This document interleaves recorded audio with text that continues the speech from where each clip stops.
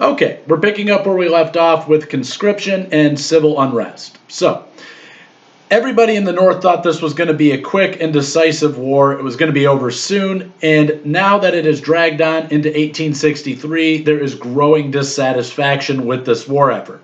You have high numbers of casualties, a large number of military failures by the Northern leadership. And frankly, the people who are coming to the recruiting stations are simply not showing up anymore. Enthusiasm for this war has now died in the North by March of 1863. And so, the Northern military leadership would compel Congress to pass what is known as the Conscription Act in that month and year.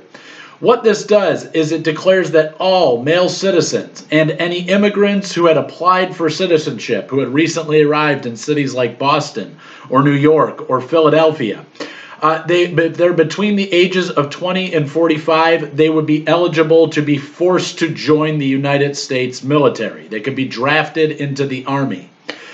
So, all of the Union states are expected to enact these quotas and raise a certain number of drafted troops.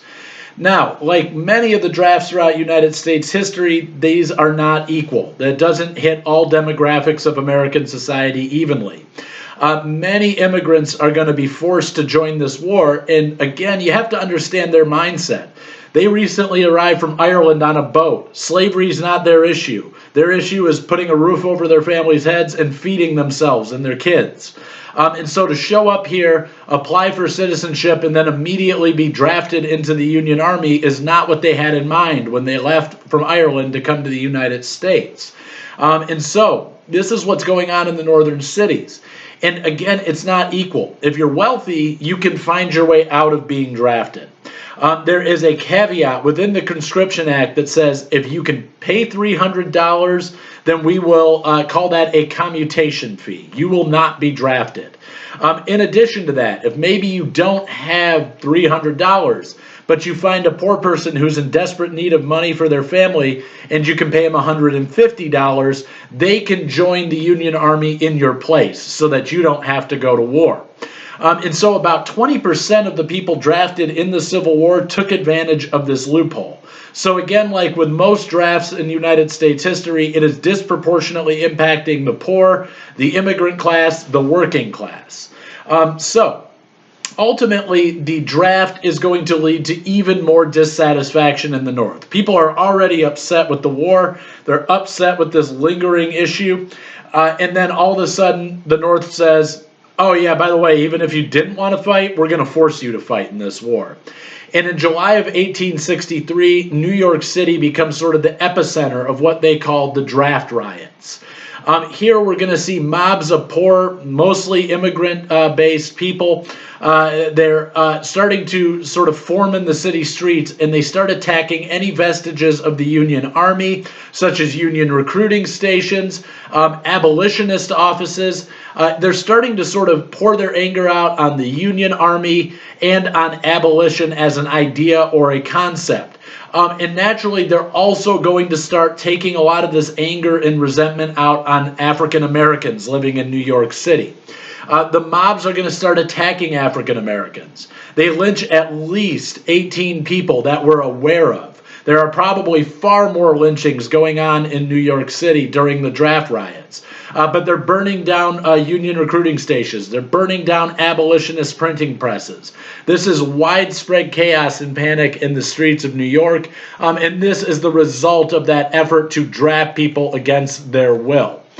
So this really gives us a window into the psyche of people in the North and how they feel about the war at this point in 1863. So as this fight starts to shift, and when we look back to the battlefield, it shifts from northern Virginia and it moves towards central Pennsylvania. The South now is steadily kind of marching up through Maryland and into the North. This is a huge shift in warfare here. They're no longer on the defensive, they're now going on the offensive. And this will lead to that very famous battle, the Battle of Gettysburg.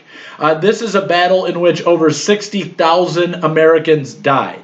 And so this is the deadliest battle of the Civil War. The Battle of Antietam is the single deadliest day in the Civil War, but the Battle of Gettysburg is the deadliest battle that dragged out over a number of days. The Union is still lacking that decisive victory that they're looking for, but Gettysburg is going to give them that victory. And this is going to mark the last time that the Confederate armies were able to invade the North.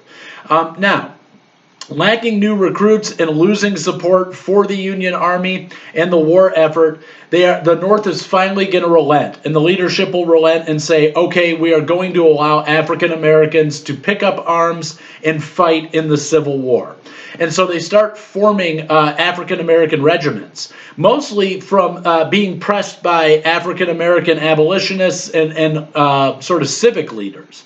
African Americans want to join this war effort. They want to fight to liberate slaves in the American South. And so up until that point, they had been supporting the war effort, but not as active combatants. They had been taking the dead off the battlefields, moving supplies to the front lines, providing logistical support. They were also, you have a number of people working as spies in Confederate territory who are putting their lives at risk to report back to Union leadership. But they are not fighting as an integrated unit within the military. They're fighting as segregated units. Usually what's going on is it's an all African American unit with a white military commander at the head, giving the orders. And these soldiers are facing incredible prejudice, both from their own side and from the opposing side of the war. They're serving in these segregated regiments. They're being forced to take on the most dangerous and deadly jobs. They're being led by white officers who are basically using them as cannon fodder. In addition to that, they're receiving substandard medical care. When doctors are treating people on the battlefield, if they have a white soldier and an African American soldier, the white soldier gets the medicine. The white soldier gets treatment first, and the African American gets second-class status there as well. And so they're also they're really getting poorer pay for their role in the war as well. They're not getting paid as much as Union Army soldiers, white Union Army soldiers, I should say. So that's the prejudice they face from their own side. Now, it's even worse if they're captured by Confederate forces. They're being treated far worse when they're taken as POWs. Jefferson Davis at one point in 1863 declares that any African American captured by Confederate forces will be summarily executed, just put to death right there on the spot. Now, this policy would never actually be given fully to the Confederate armies. The reason for that is because Lincoln is going to respond in kind. He says, if that's how you treat our POWs, then that's how we're going to treat your POWs. White Southerners who would be captured in the course of the war will just be immediately executed. And that's how Lincoln is going to get Davis to back off of this. Still, there are massacres of African American regiments who are captured in the Civil War. Excuse me, I got a cat here trying to get into our space.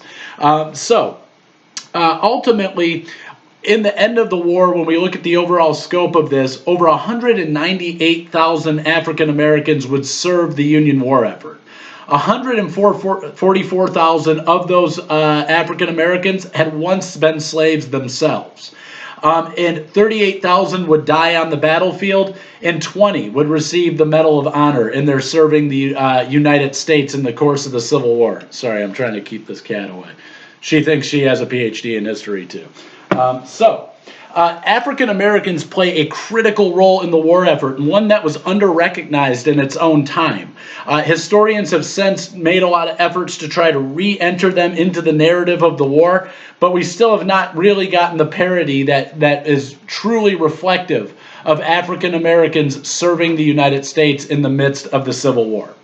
Now, after this has happened, we start moving onwards from 1863 to 1864. The South is starting to crumble. The Confederacy is collapsing in on itself. It was only a matter of time before this happened. It was truly inevitable. But major victories at Gettysburg and at Vicksburg had demoralized the South even further. They're running out of troops. They're running out of supplies. And domestically, their economy is in shambles. The people who have been overseeing the plantations are basically fighting in the war effort. The poor whites in the South are off fighting in the war effort. The entire South is mobilized towards war, and their economy has come to a standstill.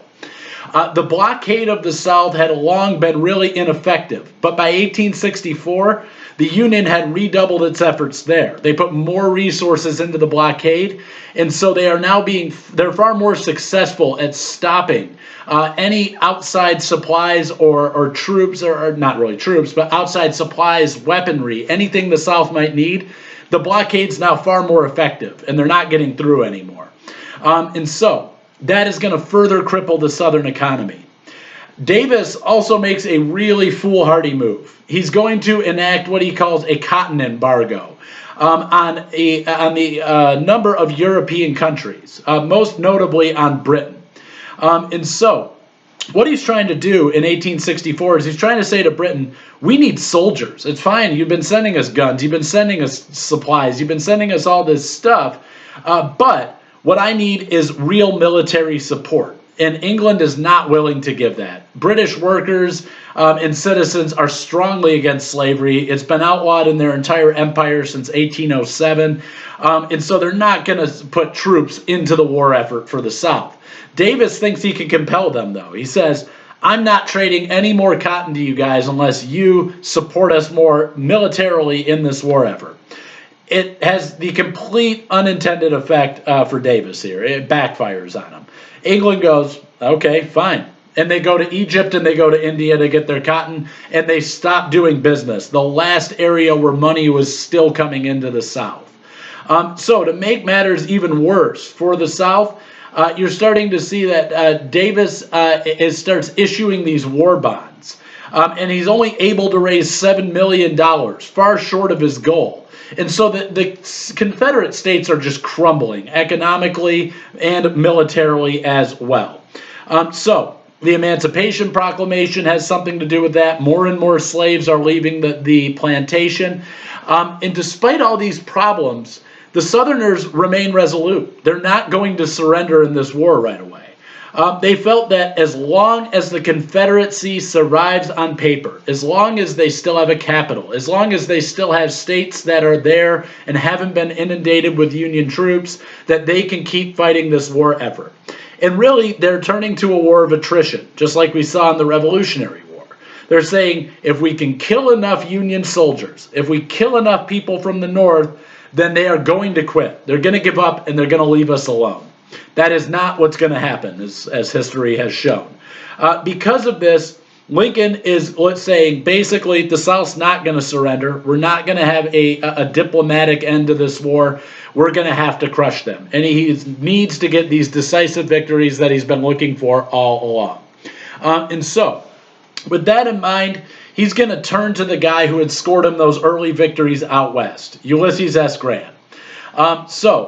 Grant had been very successful in the Battle of Chattanooga in Tennessee. He held the fort line at Shiloh Church in Tennessee. He marches down and takes the Mississippi up to Vicksburg. He has had a lot of success as a military commander. And so that leads Lincoln to appoint him as the head of the Union forces in early 1864. So he is now the big dog in the Union Army. But there's dissension within the ranks. As I mentioned earlier, Grant was not really well liked in the Union Army forces amongst the other commanders in the Union.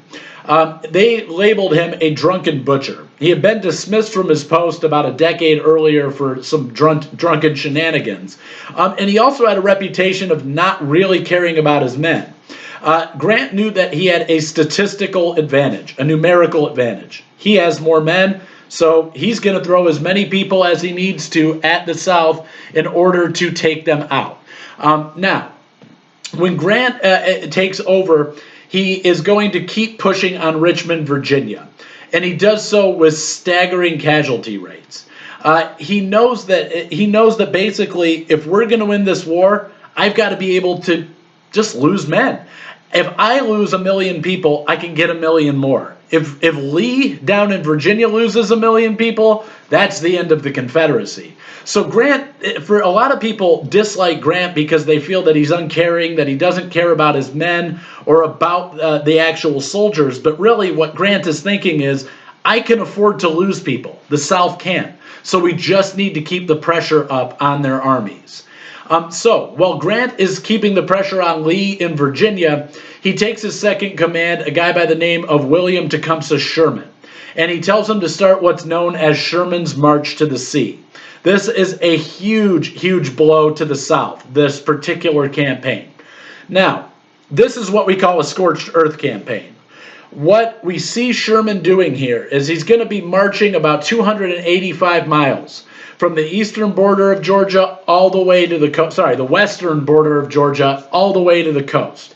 He marches clear across Georgia, and along the way, he slaughters every Confederate in his path, and he burns every supply that they could possibly use to the ground. He burns down homes. He burns down churches. He burns down everything in his way.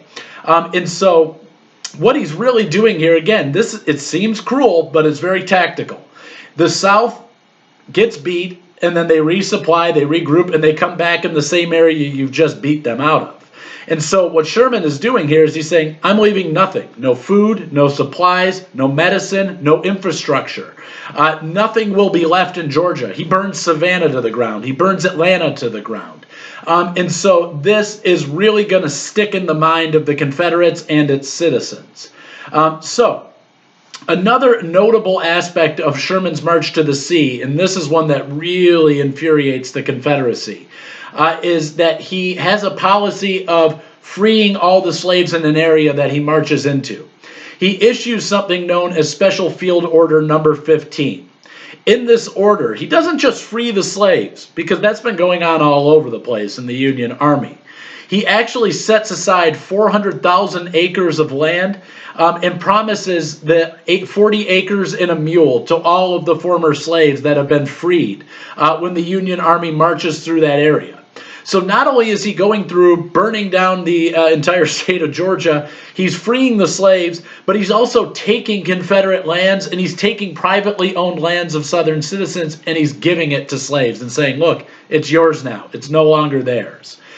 In the midst of his march to the sea, Congress would go ahead and pass the 13th Amendment.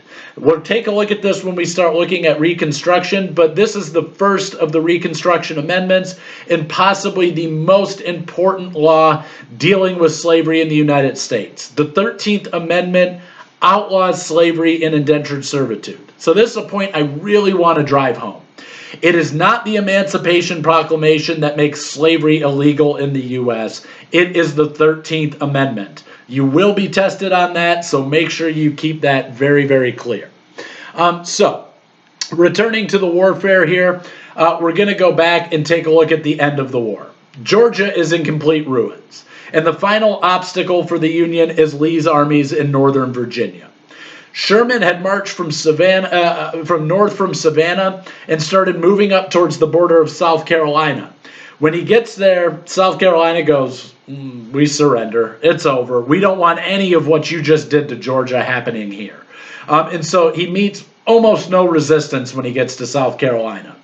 The Confederate Army tries to secretly negotiate a peace with the North, but it's totally futile.